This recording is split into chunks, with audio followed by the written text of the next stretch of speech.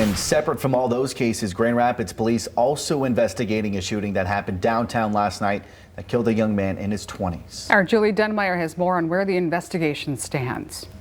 A fight breaks out just right over there and ends in a violent encounter behind me in front of 26 Cherry. Dégagé Ministry is reminding everyone that this is an incredibly rare instance and something that hurts their entire community. It's been sad everywhere. So many rely on the space Dégagé provides. This is a community center.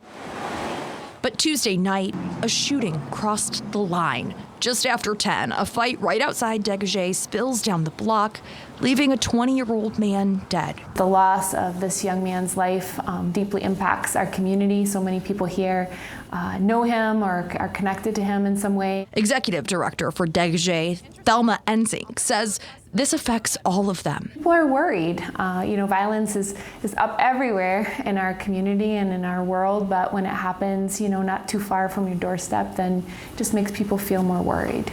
A tragedy they fortunately don't experience often. Really, violence is very rare for us here at Dégagé. The neighbors do a really good job of holding each other accountable and saying this is neutral territory and we're going to be kind to each other here and we're going to build a community here.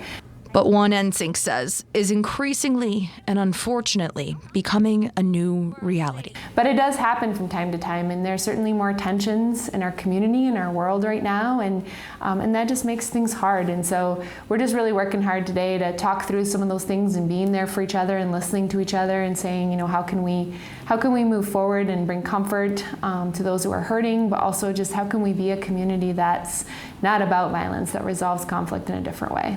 No additional information has been released from Grand Rapids Police at this time. We are told by Dégagé that multiple detectives have been in contact with them and are working incredibly hard on this case.